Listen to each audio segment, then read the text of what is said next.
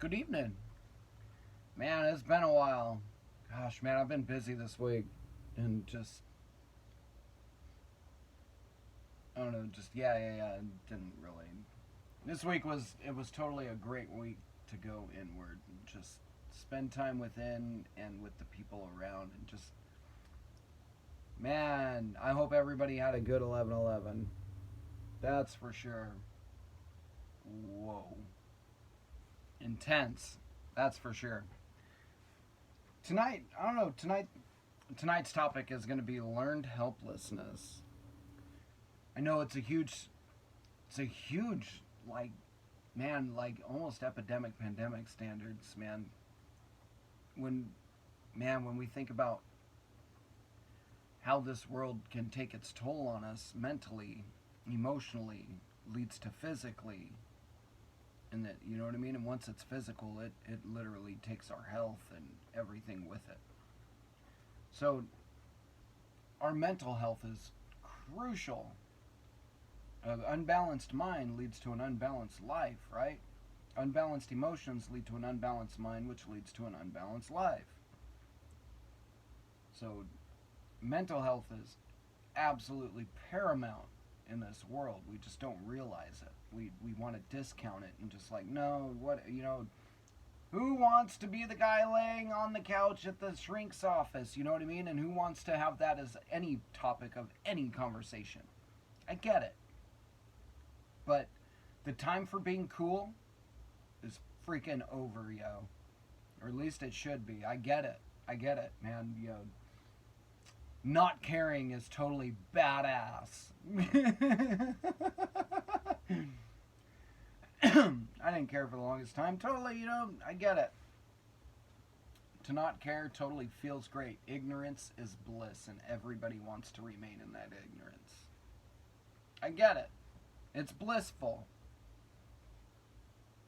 But there's a cost for that bliss. And just remember, are you willing to pay that cost at the end? Because when we see it at the end, that's when the cost is really paid. Because if you don't see it the whole time and you ignore it the whole time, you're not really paying the cost noticeably. But once you realize that you're paying the cost and how much that cost actually was and is, but by the time we see it, it's normally was, we realize that that was too high a price for what we received in return. We were overcharged and underserviced. And the worst part is it was ourselves that did it to ourselves. So it's my hopes in continuing this channel that we will totally uncover some things that will unveil mental health and wellness to the masses. I don't know, in just a new way, I guess. I don't know, but tonight, totally 2 Timothy chapter 4 is where the Bible opened up to. Verse 2, I have it highlighted, actually. There's a few of them highlighted in here, but I don't know, I thought this was really good. Preach the word. Be instant in season, out of season. Reprove, rebuke, exhort, with all long suffering and doctrine. So go through the doctrines. Look at them. Reproof them. Reproof means to check them against evidence. To reproof them, to make sure they are factual. Reproof. And do it with long suffering, with compassion, is what that means. Long suffering means like you're short to anger and long to forgive. You know what I mean? Quick to forgive, short to anger. For the time will come when they will not endure sound doctrine. Wow, man, it seems like every generation has their own time of that. Weird. For the time will come when sound doctrine will not be endured. But after their own lust shall they heap to themselves teachers, having itching ears. And they shall turn away their ears from the truth, and shall be turned unto fables. But watch thou in all things, endure afflictions, do the work of an evangelist, and make full proof of thine mystery.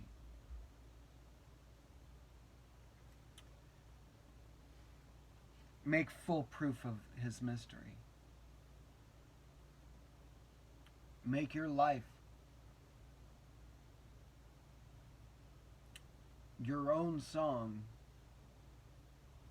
but of Christ unto God, or unto the Creator, and your Father. They're both separately listed. That is a very, very powerful scripture. I am going to keep that open and probably go through that later. That is amazing, actually. But, man, learned helplessness. This is a good one. This is going to actually be... Oh, man, I remember going through this. I know going through this course, I knew it when I stepped in the room. I could feel it. I was like, oh, man, this course is going to be the last push for healing, to make sure that the healer is healed prior to going out to heal. Because when healers aren't healed and they try to heal others, what they do is they do more damage. That's exactly what happens. Trust me, I know. Been there, done that, right? So, this is like a make you or break you course. It literally, I can't tell you just how triggered I was by each chapter in this book. All the way through up to the chapter I'm at. Literally, I'm not done with this book, and literally each week I go through a new thing of just like, okay, it's at the surface now, thank you. How do we heal this? How do we bring this up to those that it's involved with, or how do we just let it go? How do we just release this? You know what I mean? And each thing in here actually is a huge part of healing. Taking these, this book might as well be based on the 12 steps. Seriously, and the 12 steps are based in something so profound, unspoken. Those who know don't speak, and those who speak normally don't know. You know what I mean? That's a saying for a reason. But I don't know. I was told to speak, so I'm going to speak. So, here we go. We'll go through this chapter. It's a really short chapter. And then I have a little bit of extra info that's actually got some really cool info in it. Actually, you know what? I'm not sure about this extra info. I didn't get a chance to go through it, actually. It was the next chapter that has extra info that I got to go through a little bit. Ooh, it should be interesting, though. Okay. Learned helplessness is the giving up reaction, the quitting response that follows from the belief that whatever you do doesn't matter. Arnold Schwarzenegger said that. Learned helplessness is the giving up reaction, the quitting response that follows from the belief that whatever you do doesn't matter.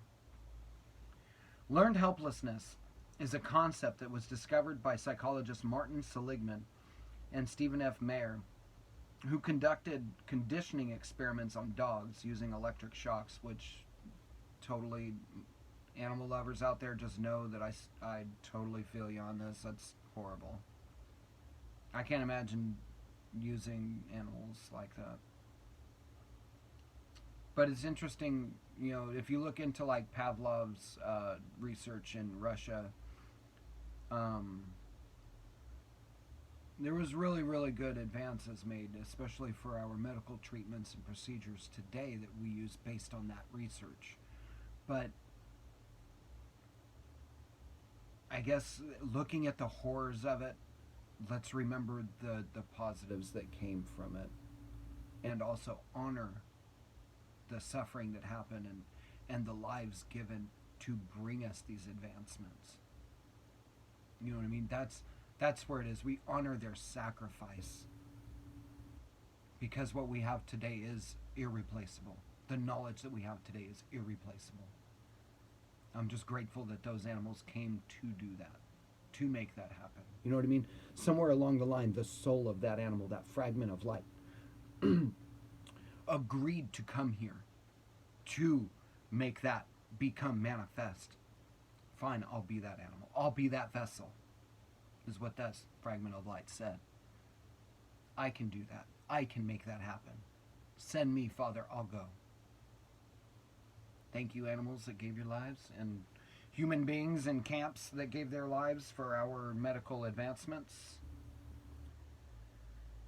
And the research still goes on today in underground labs and dark projects, like the COVID experiment that we're all living under. I don't know, let's keep this going. So, learned helplessness is a concept that was discovered by psychologists Martin Seligman and Stephen F. Mayer, who conducted conditioning experiments on dogs using electric shocks. Learned helplessness occurs when an animal or a human is repeatedly subjected to an aversive stimulus that it cannot escape. Eventually, the animal or human will stop trying to avoid the stimulus and behave as if it is truly, utterly helpless to change the situation. Even when opportunities to escape are presented, this learned helplessness will prevent any action. This is where, oh, well, the devil I know is better than the devil I don't, so why go? I'm unhappy here, I'll just be unhappy there. No, I'll just stay here and be unhappy. Well, you didn't even try anymore. That's called defeatism. That is a defeated mentality. It's awful. Trust me, I lived with one all my life. I didn't know anything else, actually, my entire life. Up until a few years ago. Like, literally. I get it. It's awful. But I see the problem. Like, a lot of us live under this. We don't even know. So, while the concept is strongly tied to animal psychology and behavior, it can also apply to many situations involving human beings. When people feel that they have no control over their situation, they may also begin to behave in a helpless manner. This inaction can lead people to overlook opportunities for relief or change. Consider one often used example. A child who performs poorly on math tests and assignments will quickly begin to feel that nothing he does will have any effect on his math performance. When later faced with any type of math-related task, he may experience a sense of helplessness. Learned helplessness has also been associated with several different psychological disorders. Depression, anxiety, phobias, shyness, and loneliness can all be exacerbated by helplessness. The learning objectives here are to understand learned helplessness, understand types of and discuss the impact of negative thinking, so different types of negative thinking, and develop strategies to change negative self-talk. How do you talk to yourself? Oh, dumbass. Oh, man, I can't believe you just did that, man. That was stupid. Oh, man, you know what I mean, man? And it just goes on from there, and I'll tell you what, it only gets more colorful from there. And you know it, right? Right? Everybody knows this. But we all kind of ignore it. It falls into the background, like into the subconscious, and we just leave it there in the subconscious, and it works on its own. We don't have to stop it, but we choose not to, you know what I mean? Because we aren't consciously aware of it happening. It's normal. We think it's normal. Oh, man. If there's anything in this world, it's not normal. Negative thinking. Individuals who are experiencing learned helplessness over long periods of time will often have negative thoughts and beliefs about themselves. They can develop a pessimistic view. People with a pessimistic point of view will often blame themselves when things go awry. Identifying negative thinking is the first step towards letting it go. These are the common types of negative thinking. There is overlap among them, but giving each type a name makes it easier to remember them. There is the big four types of negative thinking are all or none thinking, I have to do these things perfectly because anything less than perfect is a failure. That might be you. I don't know. I found that I have a bleh of all four. Disqualifying the positives. Life feels like one disappointment after another. Like you just can't see anything positive anymore. Like, yep, that happened, but it wasn't that great. I wanted this, and but even though that happened, I still wanted this, but dude, something good still happened for you. Not even gonna, yeah, that happened, and no, we don't even make a big deal. We don't even congratulate ourselves when we should be. No, it's crazy. Negative self-labeling. I feel like a failure. I'm flawed. If people knew the real me, they wouldn't like me. Or there's catastrophizing. If something is going to happen, it'll probably be the worst case scenario. If this happens, then this is going to happen. You know what I mean? I don't know. That's a real thing. Oh no, I learn about the world through others. Like, and seeing how others interact with the world and picking that apart and then picking myself apart post that. And yeah, like seeing how others around me warp all four of these into their lives shows me and reflects back to me like a mirror. Not like the cool mirrors in the wacky fun house, but like an awful mirror in the wacky fun house at night. Like, ouch sometimes. But you know what, man? The mirrors are both night and day. It's cool. Like, man, there are good things in these. There are really blessings within all this negative. We just have to be willing to look for it. And trust me, it's there.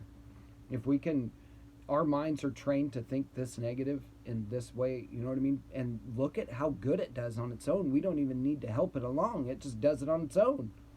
If we could retrain our mind to think in a more positive way, to look for the positives, imagine what we could see. You know what I mean? Imagine what we could accomplish. Not imagine what we could not accomplish, because that's what we are doing with our negative thinking, right? Imagine what could, totally, possibly, terribly happen if, you know what I mean? And how often does that even happen? You know what I mean? But think about the positive things. Think about the other way around. Like, the positive things we could think about and elaborate on without even trying. Imagine what good that could do to the world. You know what I mean? So, other common types of negative thinking is mind reading. Yeah, I get into like all of these too. I can tell people don't like me because of the way they behave. Should statements. People should be fair. If I'm nice to them, they should be nice back. Excessive need for approval. I can only be happy if people like me. If someone is upset, it's probably my fault. Disqualifying the present. I'll relax later, but first I have to rush to finish this. Dwelling on pain. If I dwell on why I'm unhappy and think about what went wrong, maybe I'll feel better. Maybe I'll figure it out and everything will just become magically awesome again. Or there's pessimism. Life is a struggle. I don't think we are meant to be happy. I don't trust people who are happy. You know what I mean? Like, that becomes rich people have all the money, so the world's terrible because the rich people. It's not true. It's so not true, actually. Ways to change negative self-talk. Disputing negative self-talk means challenging the negative or unhelpful aspects. Learning to dispute negative thoughts might take time and practice, but it's worth the effort. Whenever anyone finds themselves feeling depressed, angry, and anxious or upset, use this as a signal to stop and become aware of the negative thoughts. Man, why am I being so negative? What just happened that I need to belittle myself like this or berate myself? Like, you know what I mean? Like, oh man, I don't know, a million little things could possibly happen in literally one little thing, and we start tearing ourselves down. Oh man, oh gosh, I'm so stupid. I can't believe I thought that would work.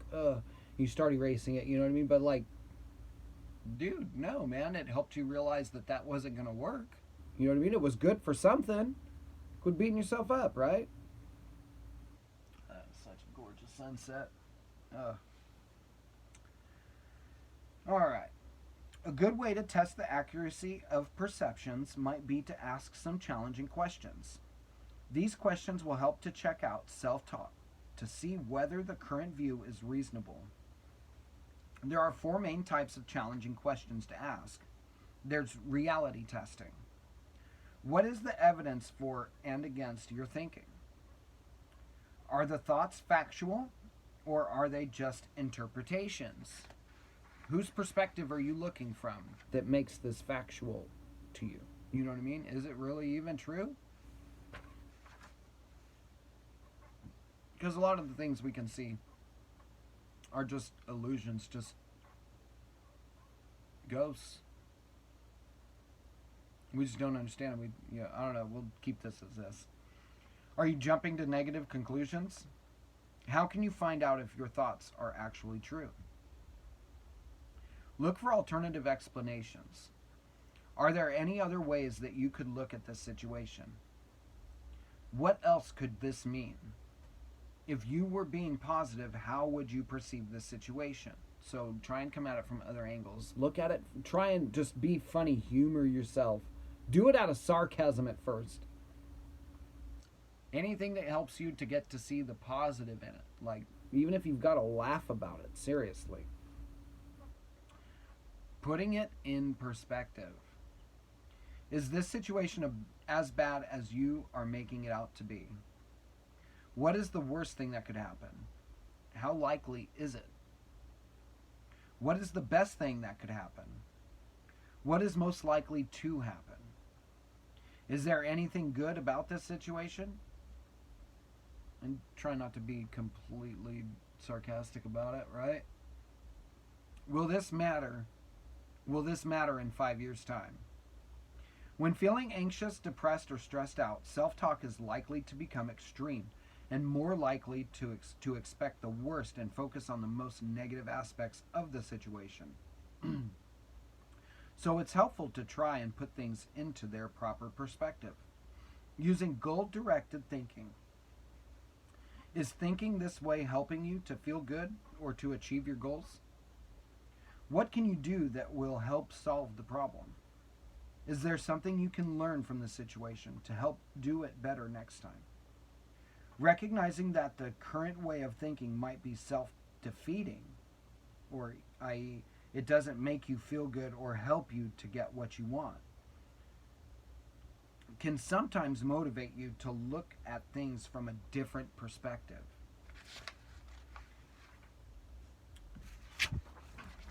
I don't know why they went so short on this chapter. Like, man, there could have been so much more in there, right? But the connections between learned helplessness and personality disorders. This should be actually pretty dang interesting. If you are in a relationship with a person who suffers from a personality disorder, chances are that you have been exposed to repeated disappointments and discomforts, which appear to occur at random. The actions and attitudes of a person with a personality disorder often do not make a logical sense to others, and it is common for those close to them to look for answers with little success.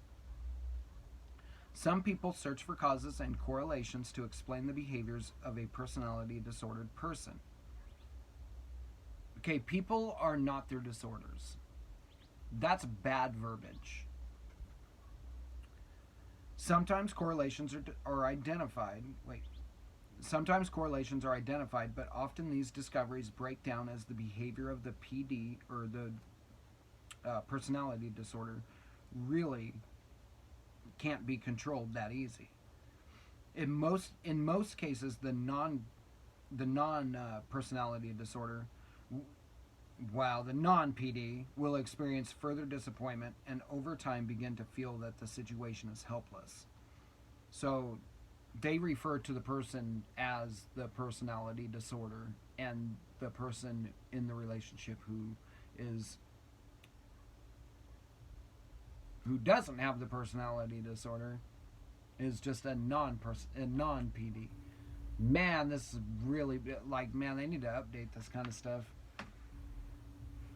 Somebody's gonna get pissed off about it. Pissed on. The reality is that the person with the personality disorder is the one who is in control of their own behavior. While people with the reality is that the person with the personality disorder is the one who is in the control of their own behavior. While people with personality disorders usually do not have direct control over the way they feel, they do have control over the way they behave. So what's the problem here? Non-PDs, non-personality disordered persons often struggle with how to deal with behavior of a loved one which they deem unacceptable. It's very common for the non-PD to try to figure out ways to try to change that behavior. However, changing someone else's behavior is a bit like trying to control the weather. You can try and you will have good days and some of the time and bad days, but you really have no control.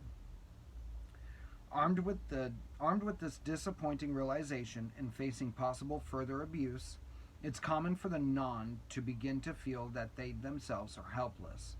In other words, they begin to apply the lesson learned about their loved one with a PD into other areas of their own life. Instead of thinking, I have been unsuccessful in getting my loved one to change, they may begin to think, I can't get anything to change, or even I am unsuccessful. Like Seligman's dogs, they have decided to lie down.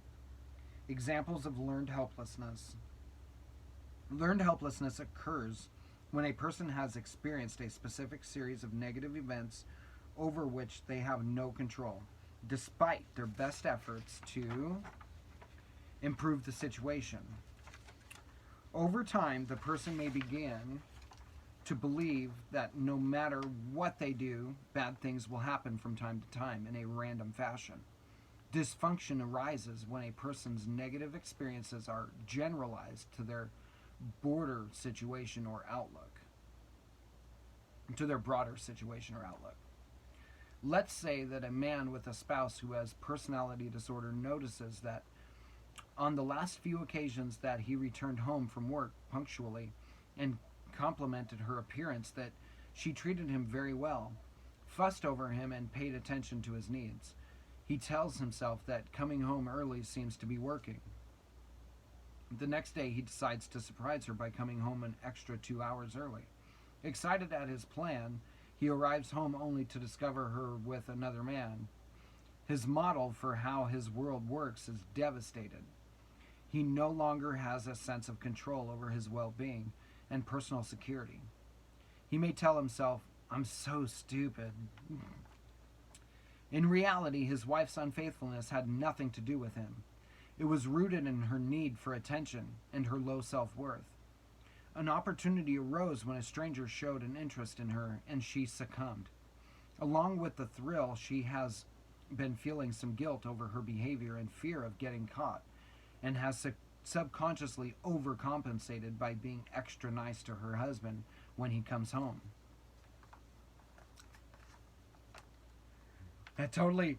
This thing could totally bring up like so many more issues. But overcompensating, being over nice. Why? It's fake. And it leads people astray, obviously. Point and made, right? In this example, the husband's behavior had no influence or control over the situation. However, in an attempt to rationalize what had happened, he may begin to review all the things he has done to motivate his wife to hurt him so much. He is making the mistake of looking at himself to explain the random actions of his wife. He is learning to be helpless. He's looking at himself for, why did she do this to me? What is it about me that she did? It's not about you. It has nothing to do with you. And everything to do with the other person. That's it. Quit projecting it onto yourself. and project the blame where it needs to go and just move on. That's it. I get it. How could somebody hurt me this way? God, man, I trusted them. I knew them. I thought I knew them. I loved them. I still love them, but now I hate them too, man. You know, dude. Attached but detached. I don't know, man. Like, I'm still learning how to attach because, man, I'll tell you what, you attach too much and that crap happens, it's no more attachment, right? And that's where we draw the line. It's like, well, nope, nobody comes this close. So now we close ourselves off to love, period. Can't receive it. We can give it, but we can't receive it somehow. So it's absolutely critical not to get stuck in a self-helpless cycle, you know, of this BS, because it stops your spiritual growth. Period, bottom line. All right. So in another example, a woman fears her father's angry outbursts. Sometimes he becomes violent, but usually his weapon of choice is a verbal torrent of criticism. The woman tries to avoid her father as much as possible and tries to be quiet when he is present, hoping he will not notice her. She may begin to feel shame and avoid talking to others because she does not want them to know what is happening. This situation is more complex because the non is an unchosen relationship. In this example, with a parent may have a history where they didn't have the same power of independence as an adult. However, when she tries to become invisible, a cycle of depression and shame has begun. This cycle may then be carried outside of the home and into other areas of her life, where she is not being abused. This may contribute to feelings of depression, isolation, and helplessness. In reality, she can do nothing to control her parent. She can, however, work on her own safety and protection. Letting somebody of authority know, you know what I mean? Hey, this is what's going on at home. I don't know how to take care of it. I'm totally stuck here. I don't know how to have my own power yet. You know what I mean? Well, I guess like kids, man, I don't know, man. We all like teach our kids that like some really bad stuff's gonna happen to them if they ever, you know what I mean? Because we all have dirt, man. We all have things in our lives that we just, you know, no, we don't talk about that. And if you talk about that to people, they're gonna take you away. So don't. You know what I mean? It just gets worse from there because we all know the system. You know what I mean? And people take advantage of children in systems because they're in systems. They don't have anybody who loves them enough to protect them. You know what I mean? That's wrong. That's wrong. That's wrong. Like, man, if we're going to take people's kids from them, they should go to a place that is better than the place they were taken from, not worse, right? That's all I'm going to say about that. How to deal with learned helplessness. If you have lived for a long time with a person who suffers from a personality disorder, your self-esteem may have taken a hammering. You may have spent a lot of your energy and focus on the person, trying to change their behavior. You may be feeling powerless, hopeless, and helpless. However, it is important to remember that while you may have almost no control or influence over the other person, you still have complete control and influence over your own behaviors. You need to try to get the focus off of the other person's stuff and onto your own stuff. Otherwise, you are likely to lie down and become depressed. This means that in order to stay mentally healthy yourself, you will have to begin to act more independently of the person with the mental illness. Perhaps you need to stop seeking their approval for your decisions. Stop asking for their permission to take care of yourself. Stop letting them take the lead in your relationship. After all, if you are the one who is mentally healthy, you need to be the one who is making the decisions about what is best for you. This may sound selfish. Many non-persons with personality disorders express discomfort or resistance at first to doing this. They may feel guilt or shame at abandoning or neglecting a personality disordered partner or parent. Even worse, the person with the personality disorder may react negatively to any independent thought and begin to accuse them of not caring, abandoning them, or worse. If you feel reluctance, guilt, or fear, it is important to remember that by taking care of yourself, you are not acting selfishly. On the contrary, you are doing the most loving thing possible for the person with the personality disorder. After all, no mentally healthy person would want a loved one to neglect themselves or make themselves sick or powerless. That just leads to two people being sick. Jumping out of the box takes some effort on your part. That's real talk, yo. I don't know, this whole chapter, learned helplessness, man. Straight up. There is so much in there. And we literally spin a cycle of it throughout our lives, unknowingly. Like our negative self-talk, our self-talk starts it all. How do you talk to yourself? How do you deal with yourself? Because how you deal with your inner child is how you're going to deal with your physical children. How you deal with your physical children is how you deal with your inner child. Are they healthy? Is it a healthy relationship? That's where I'm going to leave that. So, God bless you all, and may the resurrected Christ be alive in each and every one of you today. Man, I pray just everybody just lay down the trials and tribulations and take up the blessings and the hope for tomorrow. It's there. Trust me. You just got to remember where you set it down at, because you're the one who set it there. You know where it's at. Sometimes we forget, but just ask your higher power, ask your angels to totally lead you back to it. And I guarantee, I promise you, they totally will. Living proof right here, yo. They totally lead you back to it. Just ask them for it. Ask them for reasons to be joyful during the day, you know? You know, ask them for reasons to celebrate throughout the day. Remind me of the gifts of life. Remind me of love in life. Remind me of the reason why I'm here. You know what I mean? Remind me of my purpose. Same works for you too. You just need to take up your power and ask. That's it. May the light of God be alive in you today.